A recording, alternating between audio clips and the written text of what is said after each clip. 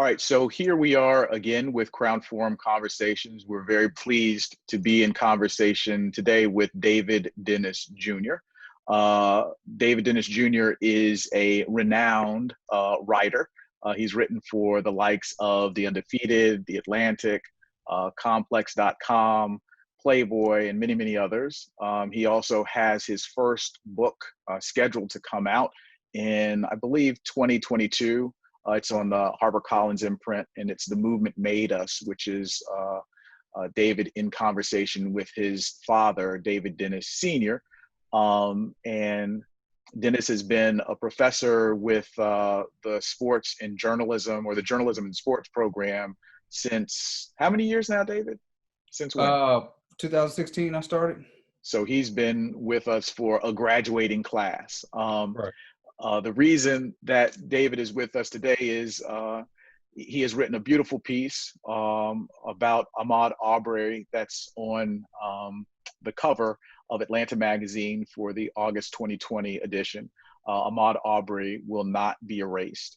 And we just wanted to be in conversation with him and talk about the piece, but also this construct of erasure and what Ahmad Albury means to us right now. So David, welcome and thank you so much for joining us. We appreciate it. Oh yeah, thanks for having me, man. Oh man, no other way, no other way. So talk to us a little bit. We talked a bit offline. I don't want to give too much away because I think it's such an important piece for folks to read. But Ahmad Albury Will Not Be Erased. Can you talk to us about kind of the title and then kind of go from there, and we can go back and forth a bit? Yeah, so pretty much the idea here is that, through the history of America, we have Black people, Black bodies that sort of get eradicated, that get, erased from existence. And then when they're gone, we can't find bodies, we don't know their stories, we don't have anything to sort of put closure on their lives. They just disappear. I mean, we're talking about going back to, when we first got here and people separated us from our families and we didn't know where their lives led and what was next, or, bodies disappearing through lynchings post slavery, or, the civil rights movement. I think about Goodman, Cheney, and Schwerner in the Freedom Summer, and my dad's history with that. My dad was supposed to be in the car with them and had bronchitis and couldn't make it. And those three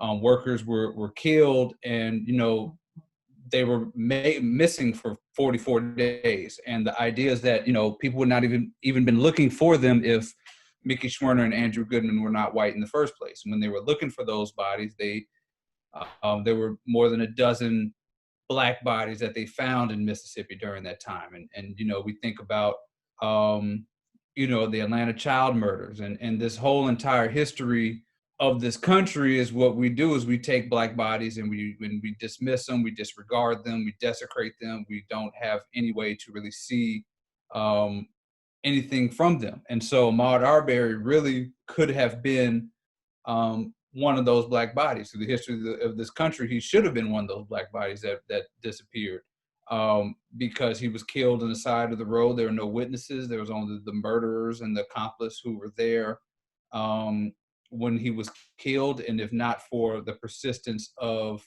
his mother and, activists out there and getting that video out, he would have been, another Black person who we never heard from again, and nobody knew why. I mean, originally the police had said that he was involved in a burglary, and the facts were not there. This was something that came from the DA all the way down to the police defending the murder of Ahmaud. And so the purpose of this story was really to highlight this and to fight against that, to be part of the effort that fights against the erasure of Black bodies, to sort of echo his mother and his aunts and the people who ran for Ahmaud, and to make sure that we remember him and that he's not a lost Black body in America.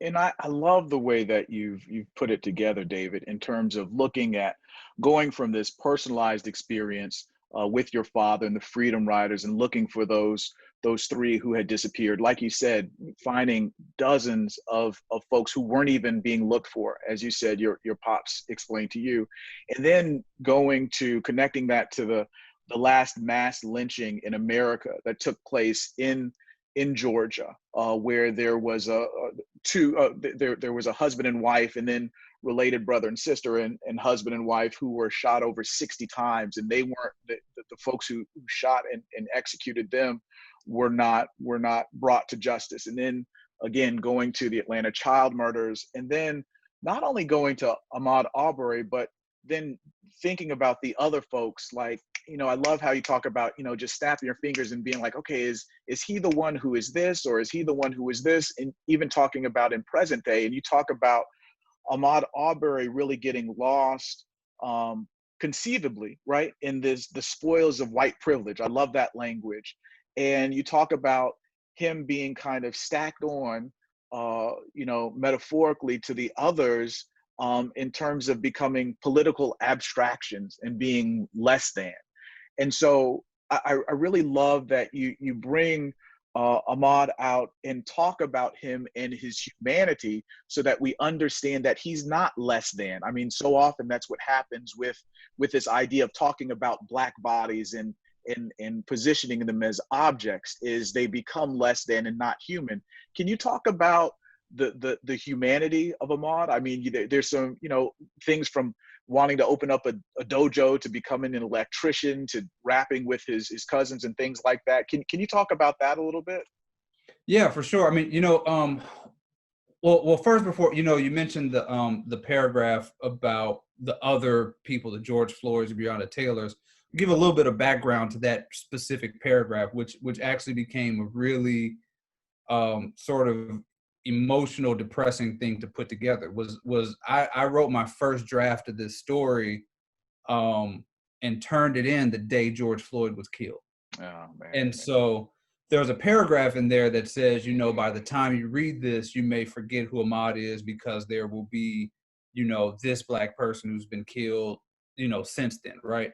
Yeah. And so I wrote that paragraph before George Floyd was even part of it, right? So we think about what has happened in those weeks since then, and I had to continuously update this paragraph with more dead Black bodies. I had to update it with George Floyd, and update it with Breonna Taylor, update it with Rashad, who was killed at the Wendy's, the lynchings in California and things like that, which I don't even think made the final draft. But I just kept, it was just constantly revising and adding and updating based on the swiftness in which Black bodies disappear in this country, which was like a almost meta, example, real life example of what happens to these bodies by that time. Now, because I mean, you look at what's happened since then. Ahmaud is seems like it happened years ago, right. And so,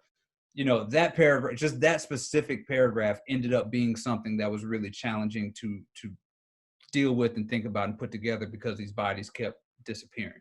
But back to Ahmaud himself, one of the things I wanted to do was to make sure that people knew him, right? Like, one of the acts of resisting the erasure of Black bodies is giving them, is making sure people know who they are. Ahmaud was, 25.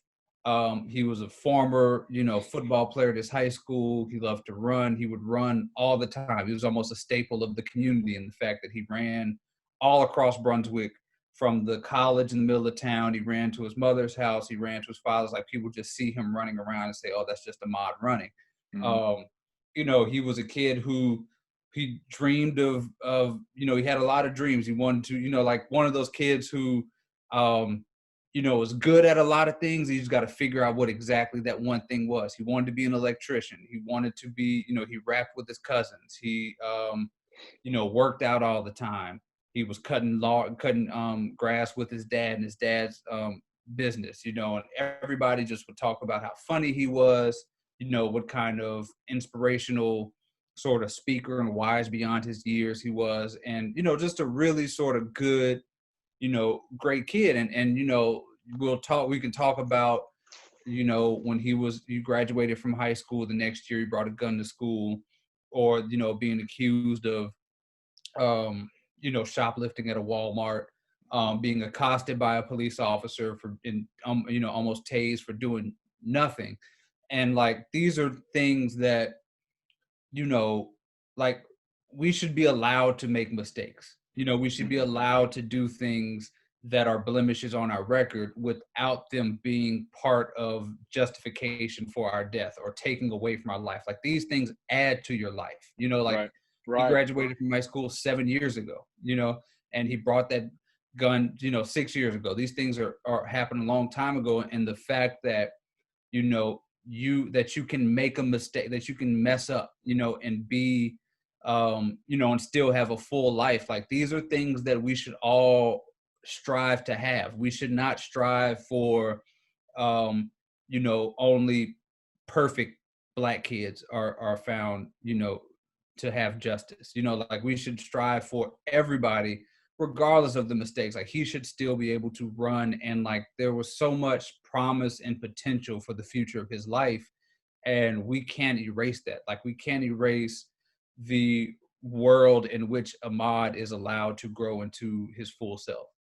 And I think what you kind of bring in there is the complications of a full life, right? Mm, This idea of not only being allowed to, but it's your beingness is complicated enough within the context of, you know, the human experience, much less, you know, the North American experience, and much less for Black folk, right? And mm, so this idea of having to have this perfect and pristine life in order to find justice is absurd on its face. I mean, in much the same way as, you know, talking and saying Black Lives Matter is ridiculous on its face. Saying I am, you know, a man, I am a woman, you know, hearkening back to the echoes of the sanitation strike. Those things are ridiculous on their face to have to say it. And so it's almost, you can't hear me?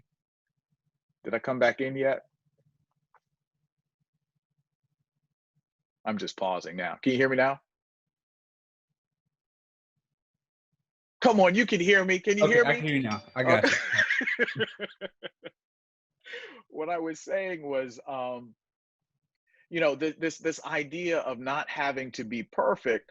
It's not even only, it's not even only that. It's being allowed to be, you know, Right. being allowed to be a human being. And I thought it was so important and appreciated you talking about kind of this full life, this full young life, but this full life nonetheless that had complications.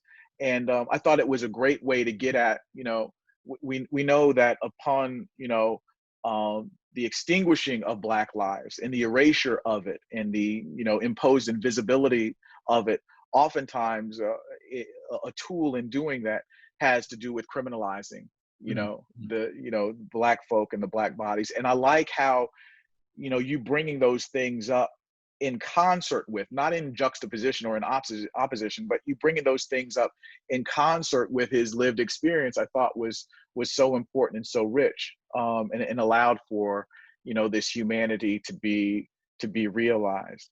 Well, Can because you the talk? thing, yeah, well, sorry, because the thing is, like, the mistakes and the flaws, they should not take away from your humanity. They should add to it. You know, Yeah, they should make you your full self. You know, like, nobody.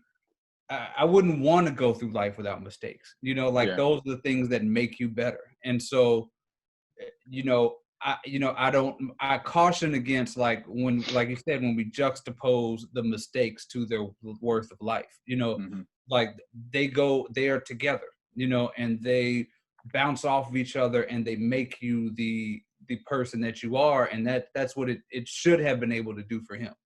yeah. And I don't want to reduce the conversation here at all, but I always think about, well, I oftentimes think about perfect attendance, right? So, you know, people get perfect attendance award, and that's great.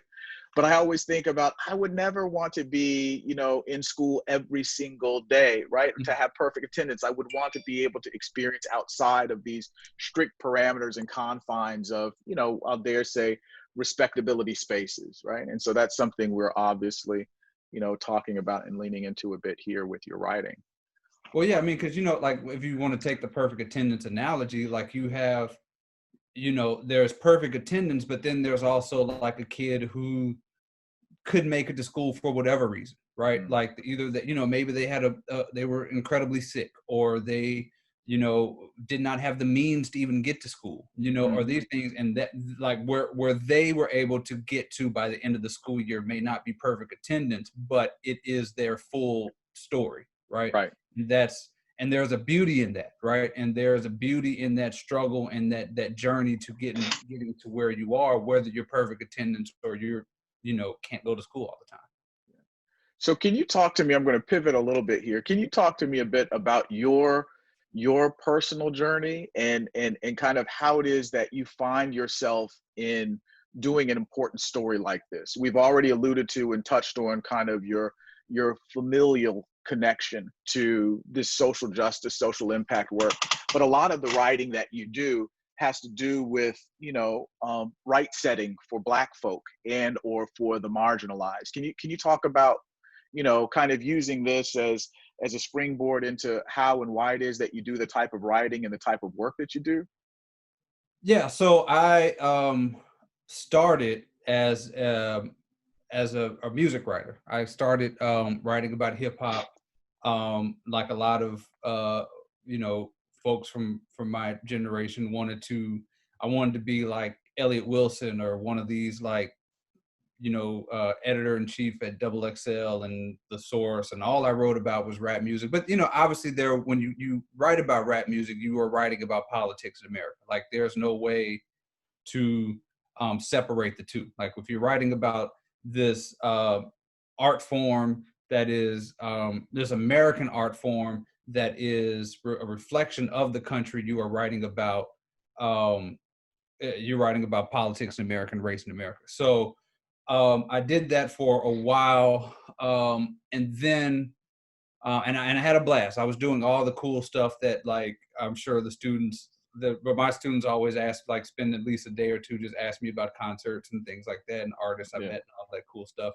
And it was a lot of fun. And then Trayvon Martin gets killed, Mm, and you know it everything changes. Like, it's hard to sort of explain to people how much Trayvon getting killed and the George Zimmerman verdict really changed this country and Blackness in America to a place of us needing to um, really, it just changed everything. And so it changed my writing.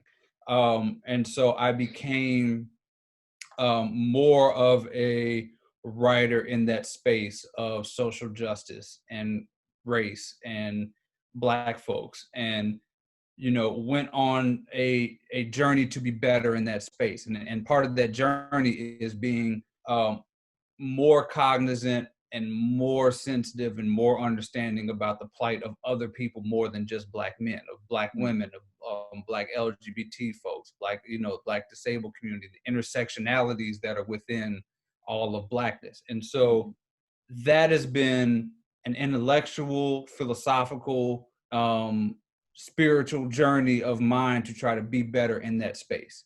Um, and have been, making those constant efforts for the past few years to do that, writing at these different publications, getting more sort of national recognition as these things have happened, to the point where when George Floyd gets killed and, the country erupts in protests and police riots and things like that, um, people call me to come and write these stories.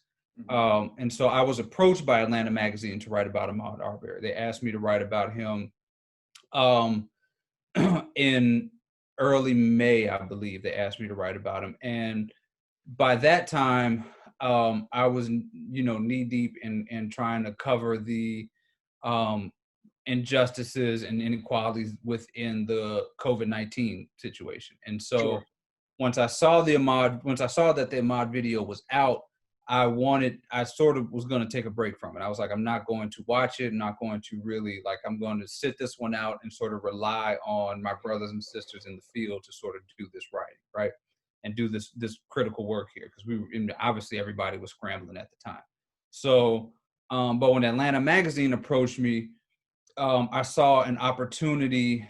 One, I saw an opportunity. I didn't know it was going to be the cover story first, but I saw an opportunity to write about Ahmad, and because I know when I go to Publix, or when I used to go to Publix or Kroger, or like be out in the world, I would, like Atlanta Magazine is right there when you check out. Sure enough. And so I wanted to tell this truth about this young man where everybody who shopped at the grocery store would see it, right?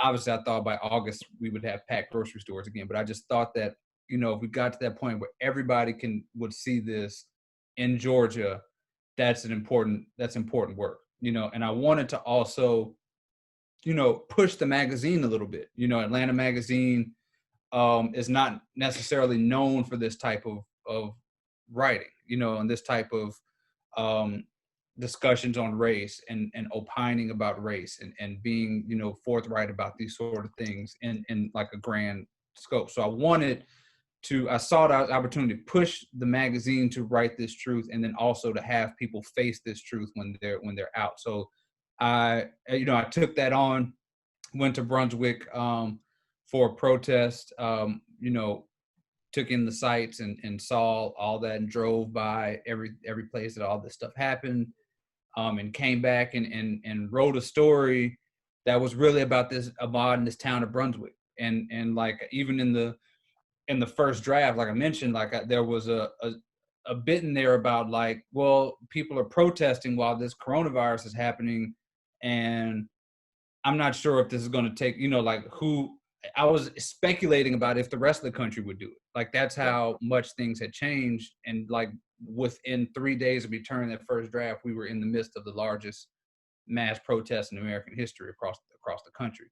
So, so that's really how that story came about, and just constantly trying to be as up to date as humanly possible. So do you think that,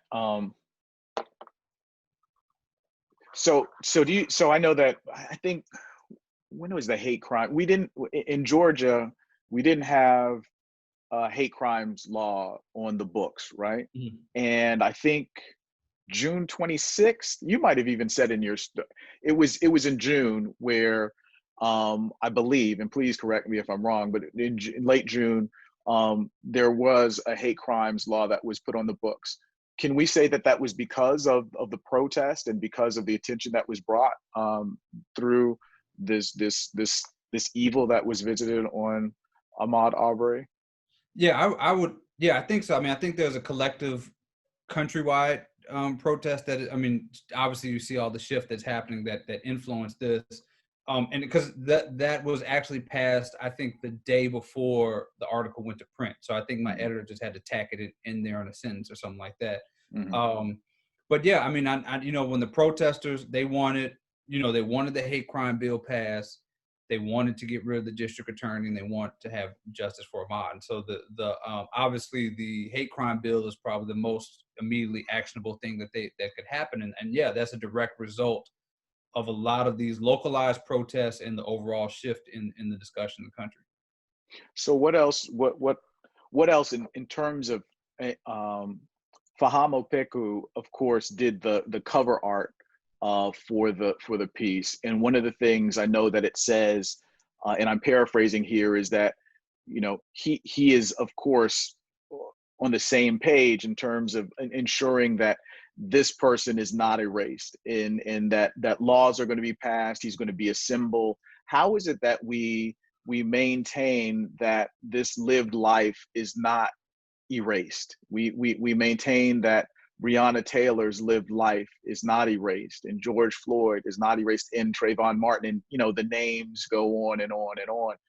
What do we do? What's the good work that we have to do? Well, I mean, we can't. Well, first of all, the immediate thing is we can't just sort of reduce them to political talking points, right? Okay. Like, we can't just talk about them as how they died. We can't talk about Ahmaud Arbery as somebody who was gunned down, or George Floyd as the guy who was choked, or Breonna Taylor who was gunned down, or Tony McDaniel, somebody who was shot in the street. Like these are full humans, right? And so we If we have do that, let me ask you that. If we do that, is that what you're talking about when you're talking about they're reduced to less than in political abstractions?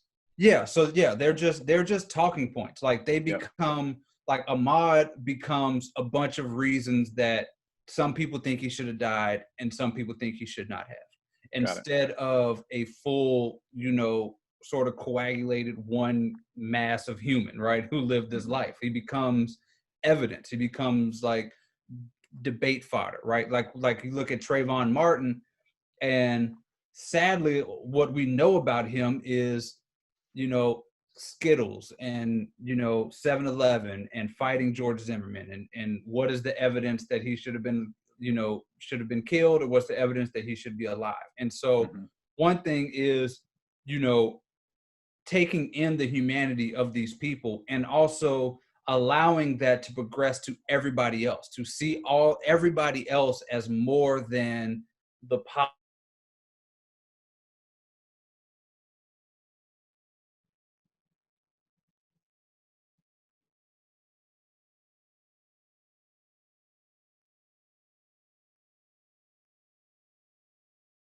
we have to talk about them in the humanity, the humanness that they encompass, and that extends to all Black folks, right? Black women, Black trans folks, like LGBT folks. Like these are people who need to have their humanity recognized on a day-to-day basis, to the point where, heaven forbid, that they meet an early demise, or when they meet a late demise, whenever they pass, there we can see them as more than just the statistics of the person that they represent. And so that is how we keep the Ahmads and Breonnas and George Floyd alive, more so than them at the politics of who they are. So is it fair to say that a political action that can be taken is recognizing the humanity and digging deep into who they were, which is kind of what not kind of, which is exactly what you did in the Arbery article. Is that fair? Yeah, and making sure we extend that to people before they get to that point. Yeah. Is Yeah. is getting to, like we see, we would see somebody like Ahmad, who has been on probation and was technically trespassing, right? And you see the laws that they broke, or you see, oh, he graduated high school and he has a job, and you see like, oh, well, then he should be alive. Well, that's not really the point of living, Yeah. like Right. Right. we see incarcerated people and we judge them by what exactly the crime is, or well, these folks are in prison and they're dying at 300 times, or 300% more likely to die from coronavirus than everybody else. Well, what was their crime, or what would they, like, well, do they deserve to be in jail, or what, like, that's not how we should look at humans. Like we're looking at them as less than their full humans, which is what essentially Black Lives Matter is all about, right? Looking at people for their full existence. And this is something that Black folks have been fighting for since we were literal property when we were brought into the country. Yeah. And let me say that I do appreciate also what you've done in painting this piece as Ahmaud Arbery was spectacular and special in that he was profoundly human. Mm-hmm. Again, going back to these ideas of having flaws and or missteps, but all of us have those. And one of the things that you also brought in were these ideas of dreams, and you had this kind of idealized future for him, that you kind of wound up with in the end. And I think of course you kind of eventually go, when you talk about dreams, you kind of go to King and that speech and all this kind of stuff, but dreams do not have to be this kind of supernatural thing. They're things that we always have in terms of thinking of what our future might be like. And one of the things, and I hope I don't betray the essence of the article here or give anything away, because like I said, I do want for and think it's so crucial for folks to read this. But this idea in the end of him being in this shell of a house and understanding that the shell of a house has the opportunity to put wires in, and how is it that these things can be kind of connected. You portended that perhaps he was thinking about his future, he was thinking about his dreams, and as he was running off to perhaps crisscross to his mother, going to talk to her or his aunt about that. Those are the things that really, I mean, as I'm talking to you about it, I get chills, because I'm thinking that that's the way that you want to tap in. Not necessarily, I mean, you can tap in the highs, lows, and middles, but then just in the normalcy of it all, the normalcy of, oh yeah, I was thinking about this, and that is a dream, that is a future. So I appreciate the respect that you had given to that life in that way. Um, so anyway, I went on there and got lost a little bit. Well, no, I mean, That's what, I think one of the things that a lot of people will say, like, will one of the things that people say when they say it's hard to relate to certain things is like, well, that's sort of like, it seems foreign. Like, this thing happening to Ahmad does not seem like it could happen to any of us, right? yeah, And it yeah, seems like, it like sometimes I hear, well, I can't relate to what happened to Breonna Taylor because that's a woman, right? mm, And but like, everybody sleeps, like everybody right, sleeps, and right, right, everybody, sleeps in their bed and thinks they're going to wake up fine the next morning, or hopes they're going to wake up fine the next morning. And she was gunned down in her bed, or even if you can't relate as a man, relate to Breonna Taylor, you can relate to her boyfriend who was lying in bed. Like, imagine your girlfriend or your partner, your significant other lying in bed next to you, and they're gunned down, and you have to and you're shooting at people to try to keep them alive, and you watch them die. Like, it's a fallacy that we cannot relate to these people. yeah, Like, you are intentionally not, the only reason you cannot relate to these people is because of, the color of their skin, or the gender, or the barriers that you yourself have allowed society to place between you and that person, mhm, And so one of the first things about Ahmad is, when I saw that he was walking into that house, I initially immediately went to myself and the fact that I always did that. mhm, My family has been, when we're bored, even now, we've been driving around nice neighborhoods and looking at $1 million houses, and like mhm, critiquing the houses as if we have like any chance of ever living in one of those houses. But right, like, that's just what we do, and so, you know you see yourself in these people beyond, like, any white person should be able to look at Ahmaud Arbery and relate to what happened. mhm, The only reason you can't relate, or you say you can't relate, is because of the color of his skin and the politics of that. But everybody looks at a house as something special, and dreams of being in one, mhm. and so, that was one of the first things I thought, and I actually think that ending was the first thing I wrote, when I started the story. Hmm. And the thing that's so interesting too is the attention that we're so often forced to place on the target and not the performative act, right? Mhm. And so I can't relate to, all of these lists of people. You don't even have to relate to the people so much as, can you relate to getting gunned down Right. in your Mhm. sleep? Can you relate to getting hunted down? Can you relate to?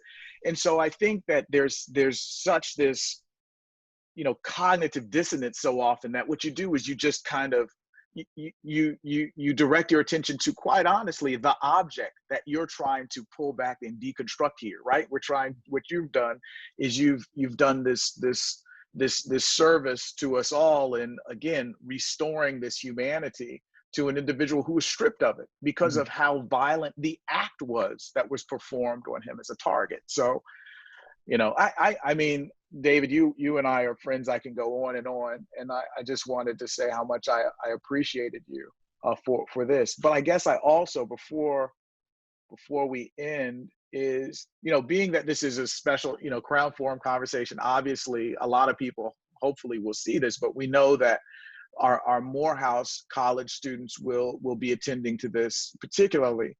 Is there anything that you would dare say to them in terms of folks who are, kind of charged as they're coming into the institution to be, agents of change and leaders and things like that? Is there anything that you might want to share with them?